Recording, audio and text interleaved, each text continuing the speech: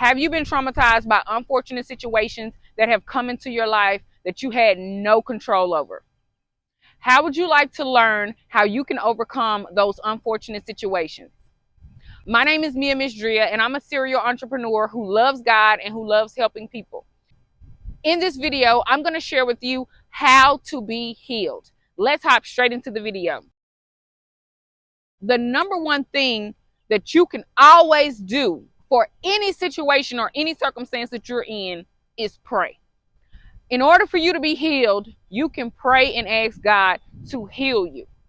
You can also pray and ask God to show you what you should do to be healed. Sometimes you can ask God for something and you may need to be a little more detailed in your asking and wait for God to give you an answer. The Spirit of God can come to you and heal you of all trauma, all pain, all hurt, everything that has happened to you. There are also practical ways and measures that you can take to increase your healing. So praying is the number one thing that I suggest. Pray and ask God to help you.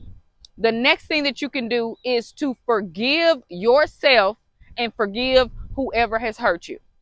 A lot of times we can't get past the brokenness and the pain because we're carrying hatred, resentment, strife, anger. We're carrying all of these things that are hindering us to get to our next level.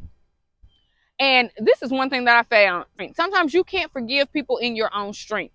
Sometimes people have done things to you that have been so extreme and the circumstance is so unfair that you feel like you can't forgive a person. And I completely understand that. Like, I've been there.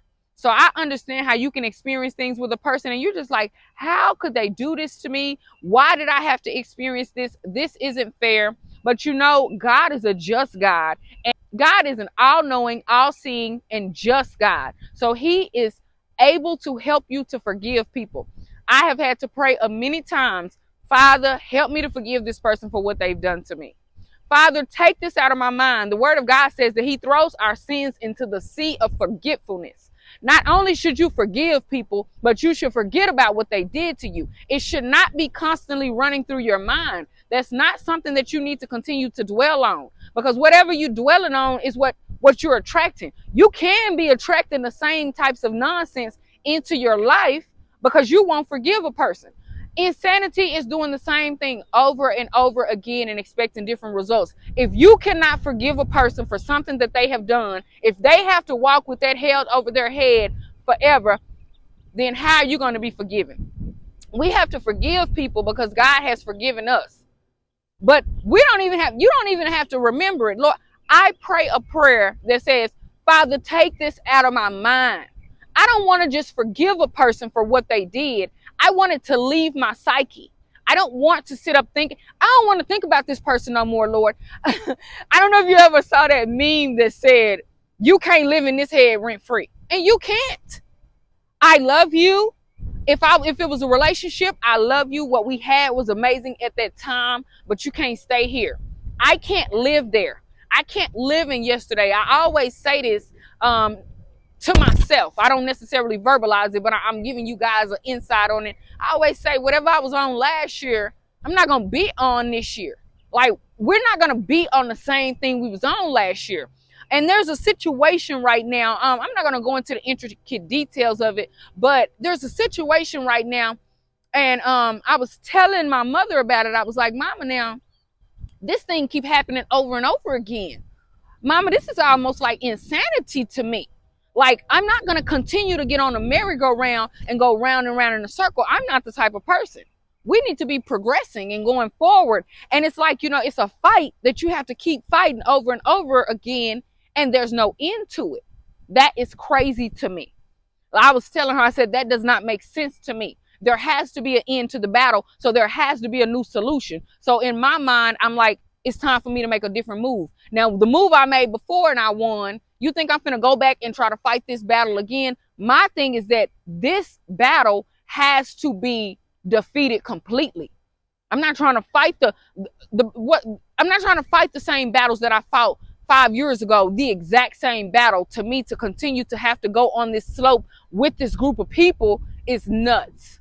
And so that's why I feel like You have to forgive people so that you can get out the merry-go-round and so you can move into your new level, your new place. You know, I feel like in the Bible, the children of Israel, they kept going around in a circle.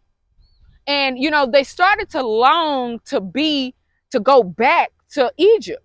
Like, if you don't find a way to defeat this issue in front of you and have a new mindset, really it's a new mindset. Like, they couldn't believe to go into the promised land. So they got stuck where they was, but they couldn't believe to go in the promised land was because they kept looking back at the old things that they had. And it just was, to me, my interpretation of it was that they were stuck. They couldn't even have a vision to see the new thing because they were so stuck in this little circle. And I see people doing the same old thing over and over again, and that is not me. We are not doing it. It is not going to happen. And I encourage you to get healed from whatever has happened in your life and whatever has traumatized you, and forgive these people so you can get out that merry-go-round and so you won't attract another identical situation into your life. You have to release it and let it go. And I pray that by the end of this video that you have new practical ways to overcome whatever you need to be healed from. The next thing is to love yourself, to be good to yourself. Not only do you have to forgive yourself and forgive them for what has happened to you, but love yourself and be kind to yourself. Because even if you participated in whatever happened to you, you still need to love and be good to yourself. I mean, put in an extra effort to love yourself, because loving yourself is a way to heal. If you want to heal, you need to have good things happening to you to create a new atmosphere.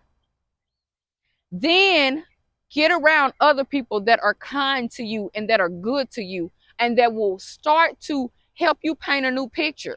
Like this old picture that's in your mind of the trauma has to be repainted. We got to get a new canvas. We got to erase everything off of the canvas that was not good. And we have to replace it with things that are good and that are healthy, and with people that are healthy for us. There are situations and circumstances that can come and replace the trauma. We know the trauma happened. It was there. We're not going to say we're oblivious to it, but it is no longer the focus. What you focus on, you get more of. So if people walk around with a victim mentality always because of the trauma that they experienced, then they'll never grow and become the real giant, the real champion that God truly created them to become, which is really an overcomer, to overcome everything. Jesus was an overcomer. That is what we're called to do as well. The last but not least thing that I want to suggest that you do to heal is to journal. I believe in therapy, especially if you need counseling, preferably biblical therapy, not therapy where you're going to go and they're just going to give you some medicine. Even though some people may need medicine, I'm not saying that. You just got to be careful with medicine. You have to be careful with side effects with medicine. You know, you have to be careful with a lot of stuff, but I'm not a doctor, so I'm not giving you medical advice. What I suggest is journaling. I do think that talking to somebody is good. Having a therapist, someone that you can open up to, confidential, that's not biased. Because sometimes you can be going through a trauma and you not even realize your position. A biblical counselor to me is better than necessarily going to a doctor who's writing prescriptions. Because sometimes these prescriptions is money in the doctor's pocket. I'm just being transparent with that. So you have to be wise and know what's best for you. And I'm sure every therapist is not like that, but therapy is great. But to me, one thing that I did learn from a therapist was about journaling. Journaling helps you to release things in a way that you don't necessarily have to open up and tell everybody everything that you're feeling. I mean, me personally, I don't know how trusting I am of sharing all my stuff with everybody. Some stuff is going to the grave. Everything don't need to be told to everybody. But I journal. I write out whatever my issues are. She gave me the wisest thing to do. She said, write out everything you feel into this person. Sometimes I write it out as if it's a letter to the person, expressing everything I feel. If it's vulgar, I say everything that I need to say to this person, why they hurt me, how they hurt me. I express everything.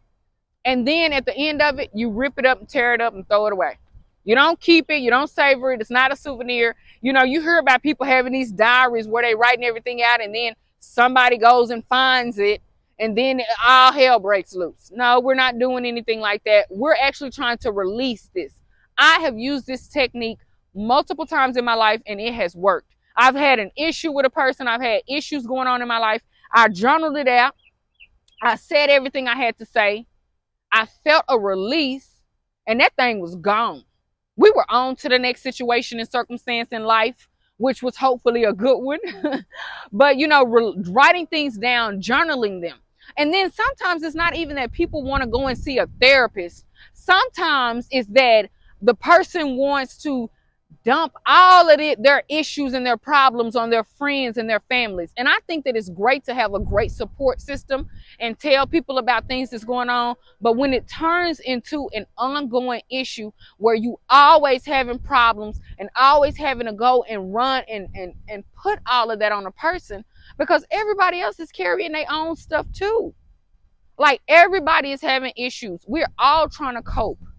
So I just feel like writing it down, journaling, it has worked for me and it has helped me to release whatever I was feeling and to get free from it. And then, like I said, sometimes you feel like, oh, if I go to this person and confront them, it's going to bring peace. We're going to have clarity.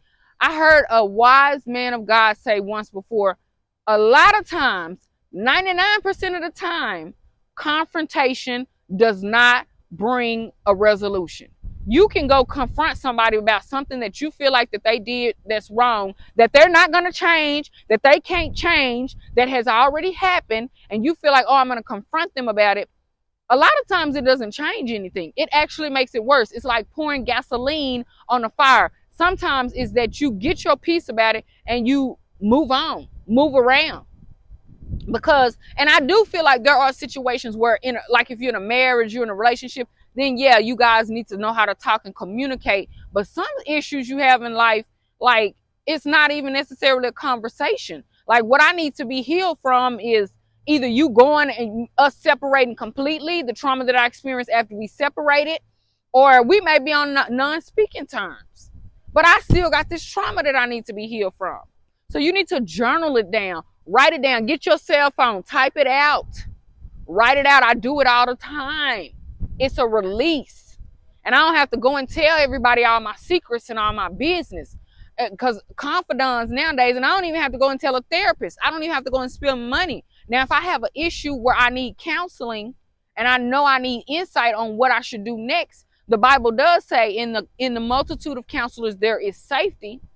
It has to be something that I truly feel like I need guidance on. But if it's something I just want to vent, journal.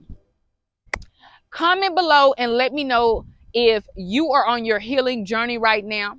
I pray that this video was valuable to you. Be sure to give this video a thumbs up. Also, hit the subscribe button if you haven't done so already. I want to thank you so much for watching this video. I will see you in the next video. Have a blessed one and God bless you.